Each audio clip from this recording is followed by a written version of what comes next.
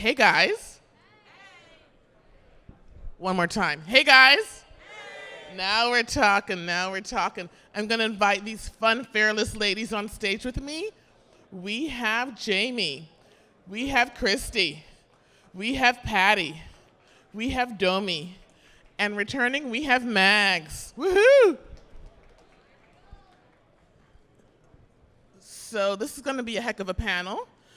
The official title is Women Powering Mining.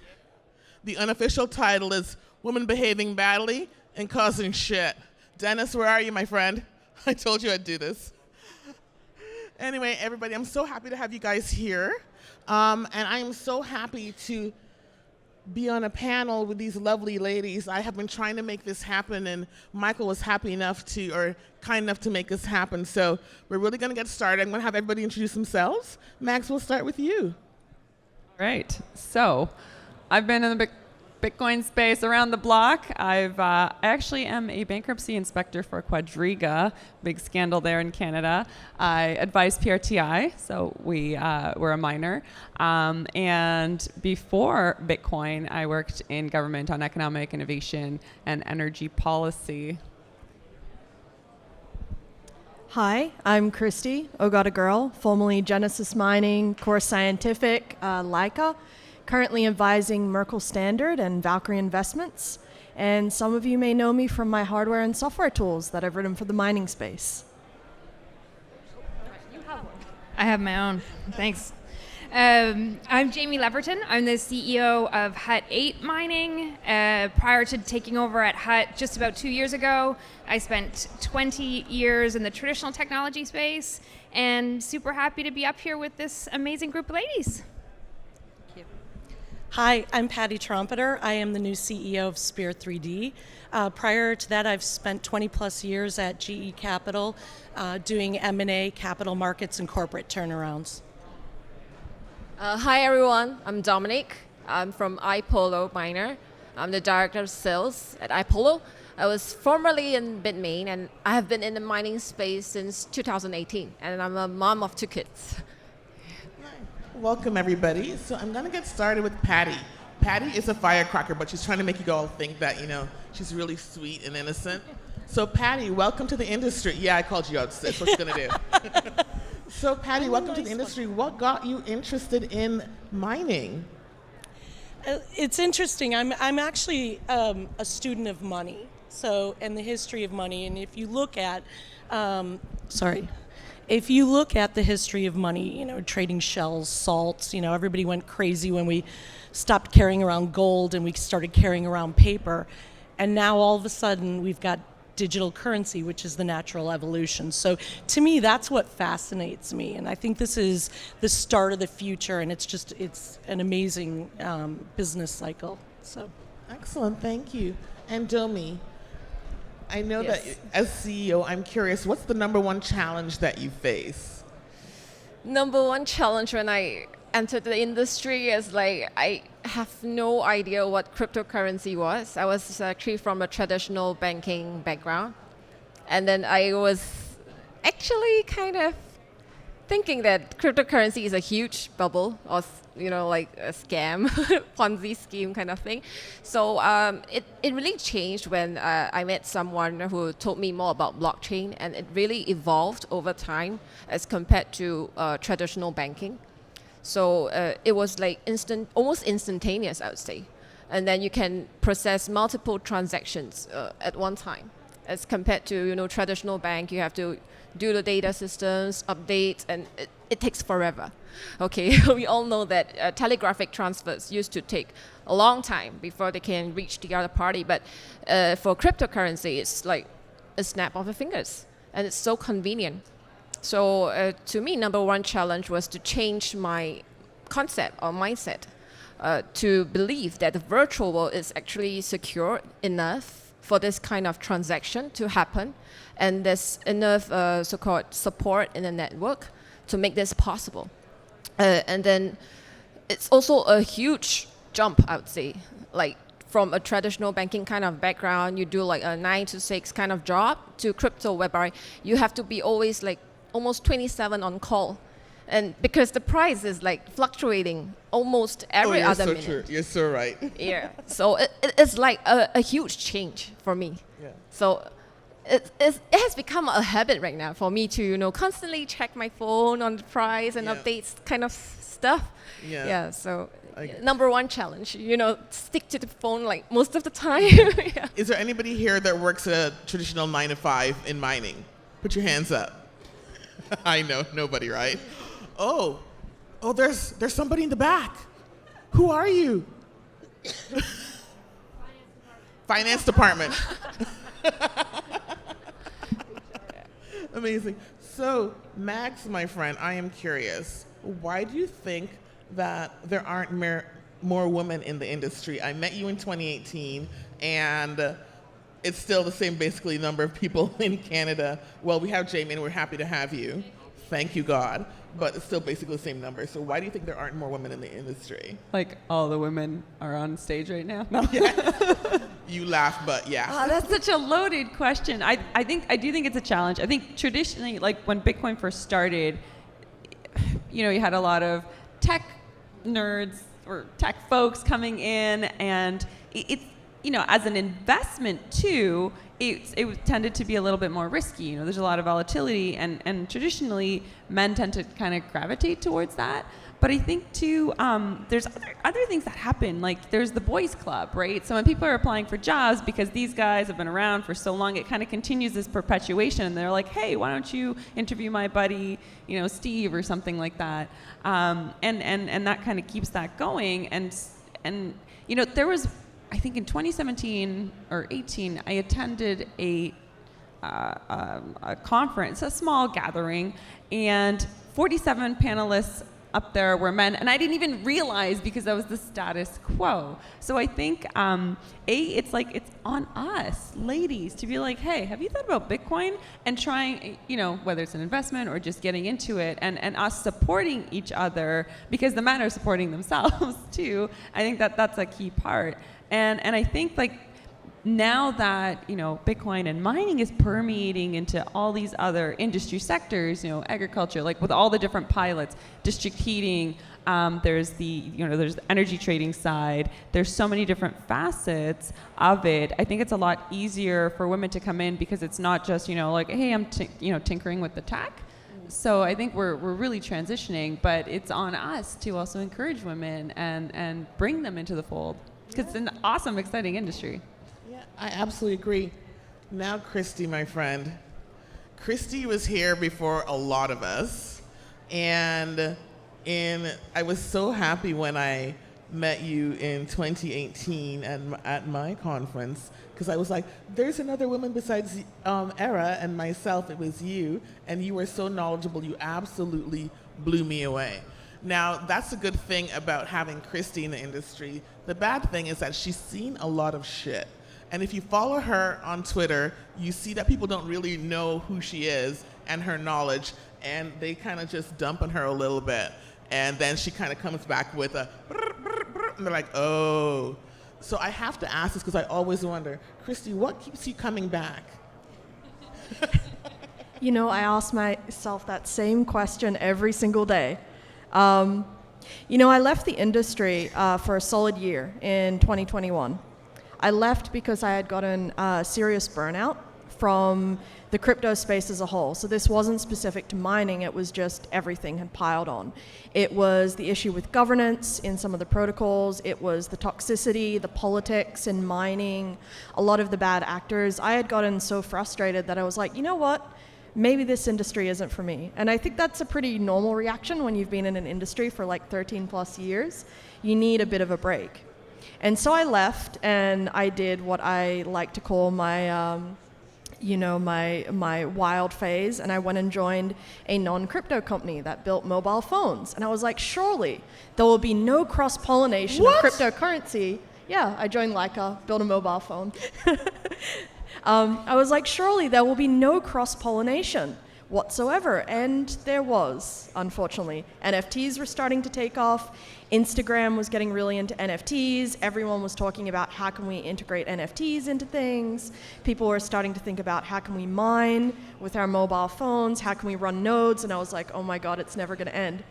And I started to realize that cryptocurrency has become so pervasive that this is the time to get really involved and steer the industry in the direction that we want to see. If we are frustrated by the toxic actors, right, stand up. Those of us who have been in this industry for so long, stand up and get rid of them. Speak, make your voice heard.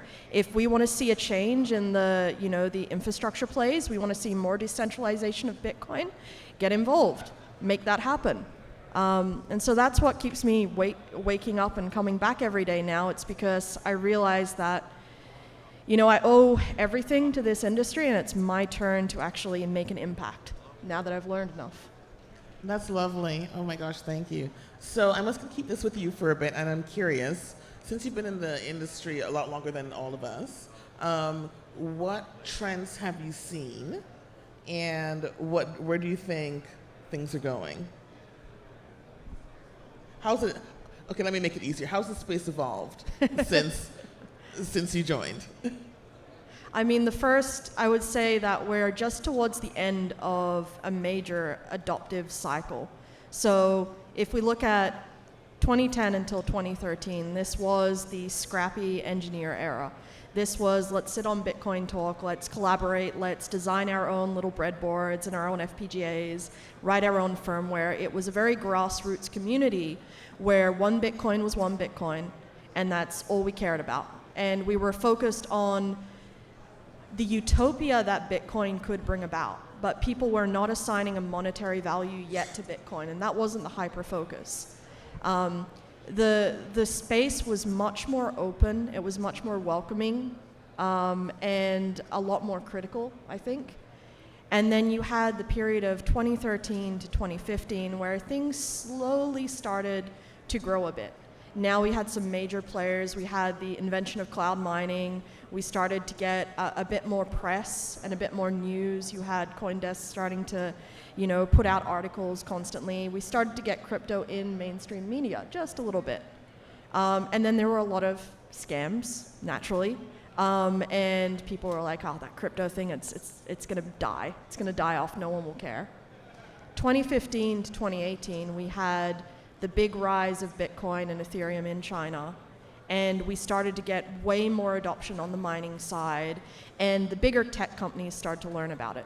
You had your AMD and your NVIDIAs starting to actually look at this industry critically and start doing some research reports and start wondering, who the hell are these people buying all of our chips? You had your memory manufacturers, you had TSMC and Global Foundries actually start doing some due diligence on what's this Bitmain company? Like, why are they asking us for allocation?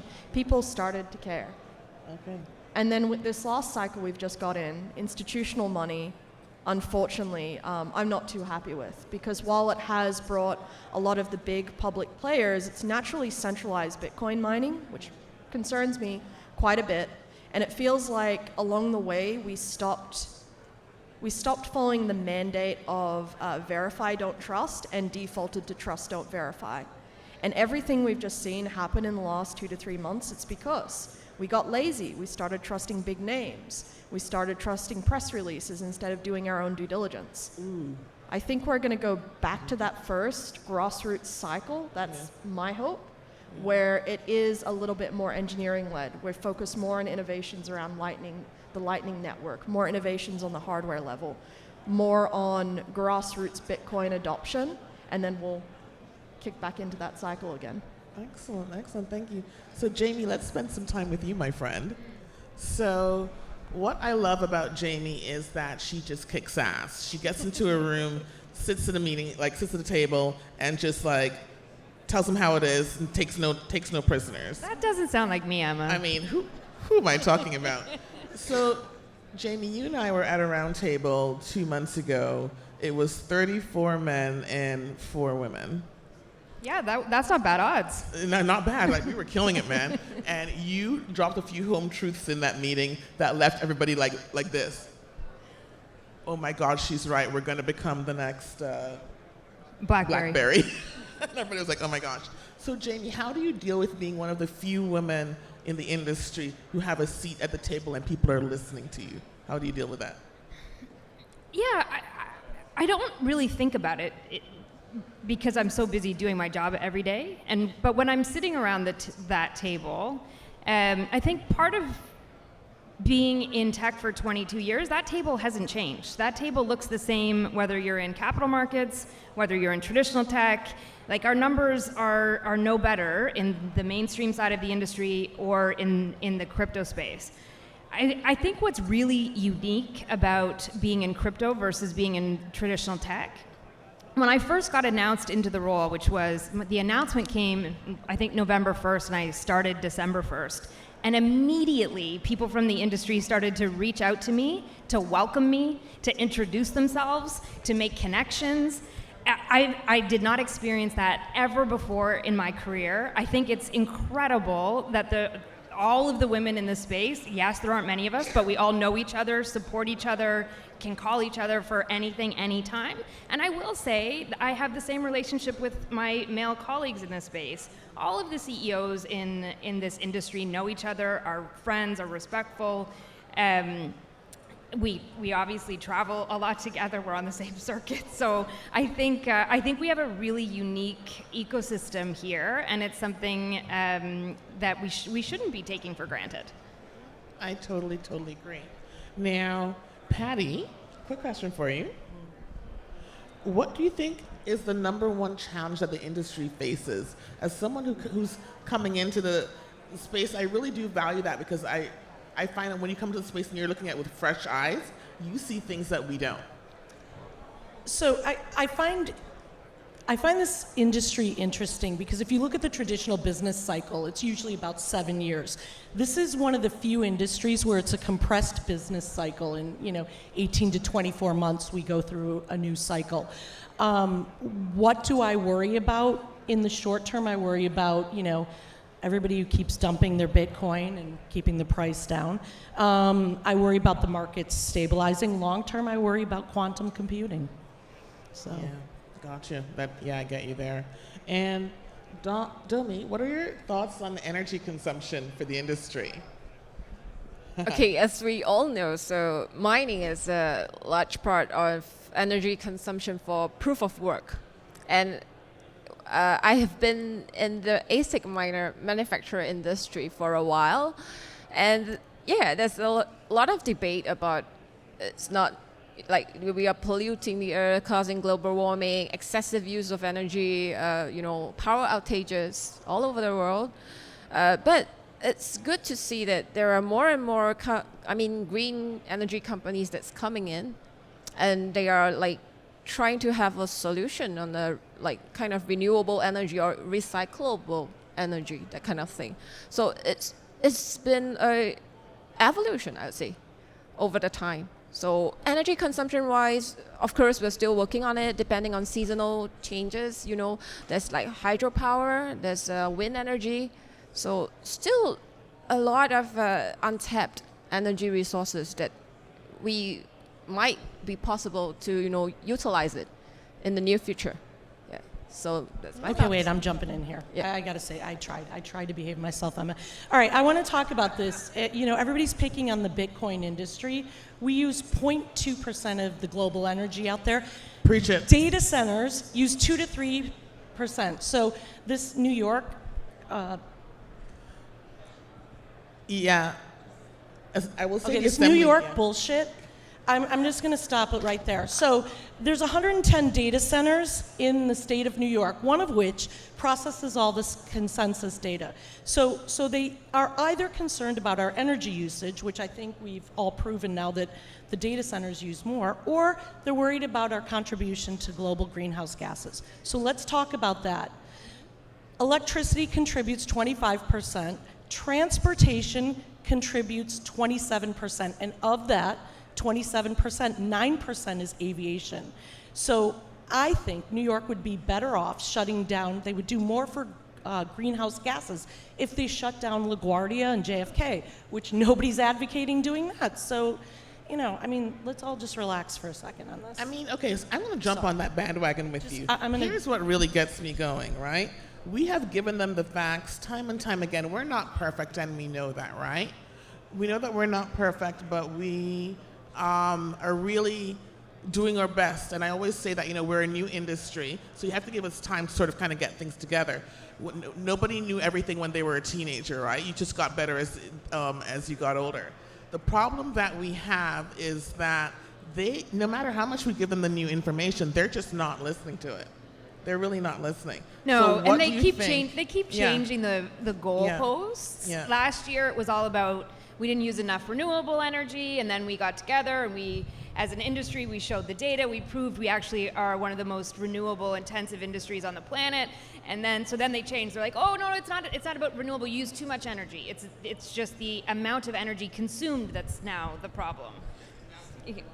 I think what's particularly frustrating, so I worked a decade on low carbon economic transition in government, and the goalposts shifted, but the other way. So they didn't want to shut down their steel plants, their cement plants, because they employed a lot of people and those people vote. So instead, they kept punting the GHG emission reduction targets, first by 2020, then by 2030, now we're seeing 2050. So it's very frustrating to see this industry targeted specifically in a completely different way, whereas they're allowing for leniency in others, especially considering we have, you know, infiltrated so many aspects of the economy, whether that's the financial services, you know, helping with waste management, agriculture, reducing methane emissions there, reducing emissions in oil and gas from flaring, providing district heating, fuel switching, because a lot of miners, if, for example, you're in BC and you're 98 renewable, you're going to fuel switch for home heating, district heating, into the hydro from natural gas. So we have infiltrated and we're benefiting, and yet we're getting slandered, and it's kind of frustrating because we're a pretty freaking cool industry. To piggyback on that, no one is policing the video gaming industry, and this is what I always like to default to. No one is looking at how much energy all of the internet cafes in the world consume, how much energy all of the Xbox Series X's and PS5s and all of your consoles consume, how much energy the global mobile footprint is consuming. No one is looking at that. No one is policing that. And yet Bitcoin, which is a new industry, a very innovative industry, people are just going after it. And I always say, if you're going to go and have an issue with Bitcoin mining and Bitcoin infrastructure, how about you just go have a look at how much energy GeForce Cloud consumes, and, you know, our global gaming footprint. Sorry to all the gamers out there, but it's very frustrating. And, you know, it wouldn't be complete if we didn't say something about the Christmas lights. You all know it, right? No one's talking about those. We won't get into those stats, but you know it. So, Mags, here's my question for you, my friend. How can Bitcoin mining support the domestic energy security? So I kind of started elaborating on that there, but, you know, especially given current geopolitics, like, you know, we kind of swung the pendulum towards globalization, and now it's swinging hard the other way, where, you know, it's like we're looking at each individual country as an island, and not every country is blessed with resources like oil. I mean, Canada's got a ton of oil, so we're lucky here.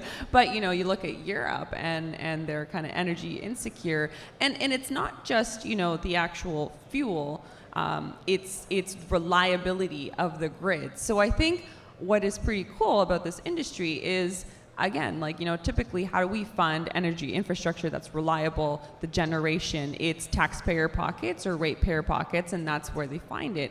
But, you know, we've had decades of underinvestment in our grids, in generation, and we're seeing blackouts, brownouts, you know, what's happening in Texas. We need to spend a ton of money, and where's that money coming from? Well, here's this new pocket, because every 10 minutes there's a new block mined, and that is money that can go towards helping build new infrastructure, build larger infrastructure that can scale eventually to a certain population center. We're doing a lot of neat R&D and trying to access resources that previously were considered as wasteful, whether that's waste tires with the company that I work at, PRTI, whether that's landfill gas, that I'm seeing also like it's, things that are happening in traditional industry, mining is also taking into account. For example, landfill gas is being piped into a steel plant in Ontario, but so there's ways to access that to help support the construction of that infrastructure through, for example, mining, and then it can be replicated, and it doesn't have to stick around just for the mining element. You can do high compute applications, you can do national security if you have an army that needs a secure energy supply, build out these distributed power centers, finding those local resources like tires, like biomass, and then setting up those distributed units to do whatever high performance compute you need to do. So I think we can all agree that, to some degree, we feel as if the Bitcoin industry, the mining industry, is a little bit under attack. And we see everyone setting up, different councils and things like that to help address it. And in Canada, we set up mining committee that we're going to have a forum for all miners to come and talk about problems that they're having so that they don't feel alone and know that there's going to be like resources to help them. And I'm so blessed that we're going to have Mags on it and Jaime on it. And Jaime, I'm particularly interested because you travel a lot. You're always on a plane. And I mean, we all have to, to me, I think we all need to get to the point where we're realizing that North America does not really like Bitcoin mining, but what do you think the state of Bitcoin mining is outside of North America? Well, I think many of us have spent quite a bit of time in Dubai, where there is a lot of momentum in that region, very, very supportive, seemingly at all levels of the blockchain industry, of Bitcoin, of mining. So I think they're probably the lead horse as far as a nation that is really embracing the industry, and they're attracting a ton of global talent is moving to Dubai and setting up there, which I think is really unfortunate for Canada, the U.S., because we're losing a ton of talent. Historically, Canada's over-indexed as far as talent goes in this industry, which is something I know we're very proud of as Canadians in the space. And we've kind of lost that edge. We're not investing how we should be in encouraging proliferation of the industry, supporting the industry, and I think that's really unfortunate. And I would say the Caribbean. There are a number of Caribbean nations as well that have embraced the ecosystem.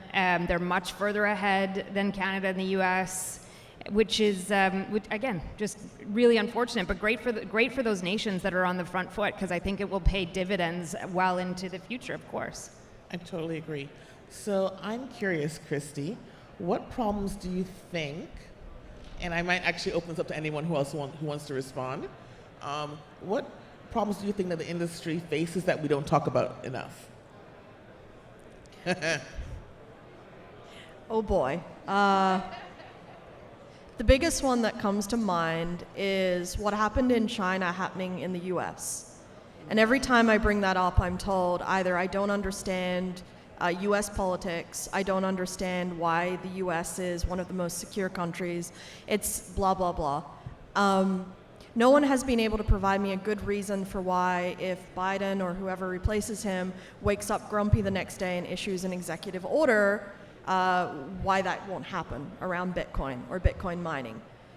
No one has been able to explain to me why the US government won't keep tightening and tightening and tightening regulation around the publicly traded mining companies so that eventually they barely have room to breathe or operate.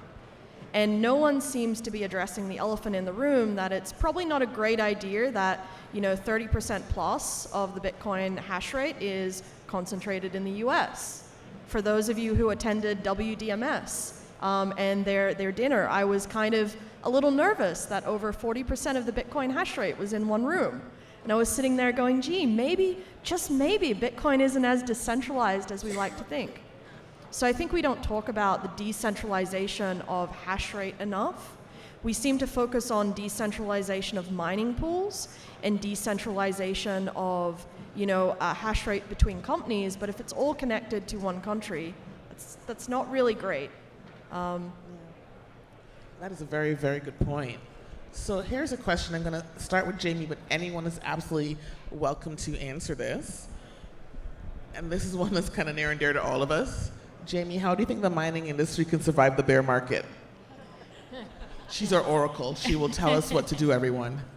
Well, I think the mining industry needed to start planning for the bear market during the bull market. Sure, sorry. I think that, but obviously we can't go back in time. Hopefully, the miners that are in this bear market will do things differently in the next bull.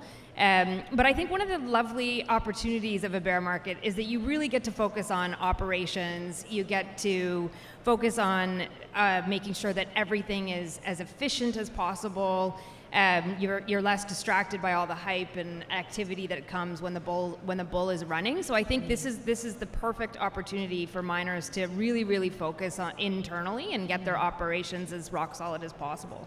Okay. And Domi, what do you think about that? What do you think that we can do to survive the this downturn? Yeah, I was actually thinking about, is it a good time now to really focus on decentralization, Yes. Because those huge mining companies, they have huge operation costs. So once that coin price falls below a certain price, they switch off the machines because they don't find it profitable to mine anymore. Right? So is it a good chance for the general public, have a chance to enter the market? And then people, but as we all know, miners' price is in correlation with the price of the coin.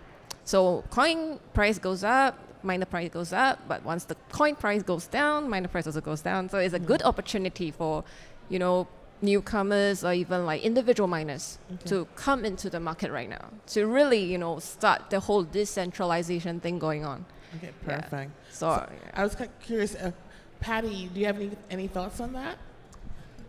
No, I agree with Jaime. I mean, honestly, it's a great time to focus on the operations. We are in a good position ourselves. We have no debt on our balance sheet. We have $107 million in equipment that we've paid for that we're just going to focus on taking delivery and, getting it up and going. I'm focusing a lot on some internal stuff that needs to be taken care of. So, it's a good time to just hunker down. Okay. I was just going to add, I think there's opportunities for kind of expanded or new business models. So, I hear what Jaime's saying, and definitely things like, treasury management have really impacted certain miners. But, keeping in mind that about 80% of OPEX is energy costs, it's really how do we minimize that? So it's making sure that the contracts we signed are pretty tight, and they, if energy prices are going up, we stay there. There's been companies that have kind of made mistakes that don't realize that things kick in at a certain point if price discrepancies arrive.